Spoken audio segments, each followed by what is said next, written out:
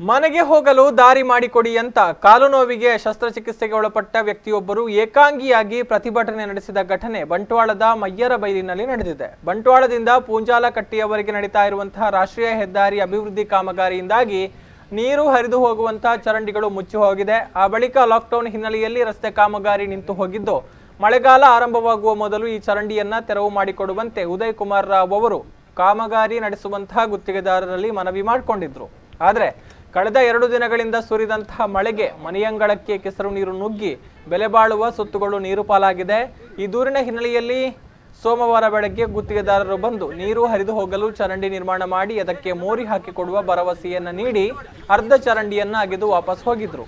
ಇನ್ನು ಚರಂಡಿಯನ್ನ ಆಳವಾಗಿ ಅಗೆದಿದ್ದರಿಂದ ಮೊದಲೇ ಕಾಲು ಶಸ್ತ್ರಚಿಕಿತ್ಸೆಗೆ ಒಳಗಾಗಿ ಅನಾರೋಗ್ಯದಿಂದ ಬಳಲುತ್ತಾ ಇದ್ದ ಇವರು ಆಸ್ಪತ್ರೆಗೆ ಹೋಗಲು ಚರಂಡಿ ದಾಟಿ ಹೋಗೋದಿಕ್ಕೆ ಕಷ್ಟ ಆಗಿತ್ತು.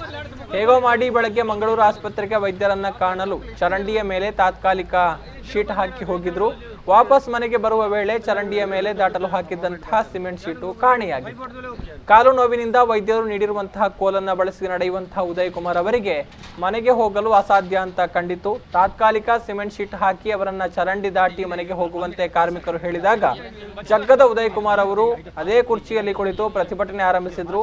ಕೊನೆಗೆ ಪೊಲೀಸರ ಮಧ್ಯಪ್ರವೇಶವಾಗಿ ಚರಂಡಿಗೆ ಮೋರಿ ಹಾಕಿಕೊಡುವ ಭರವಸೆ ನೀಡಿದ ಬಳಿಕ ಅಷ್ಟೇ ಅವರು ತಮ್ಮ ಮನೆಗೆ ತೆರಳಿದರು.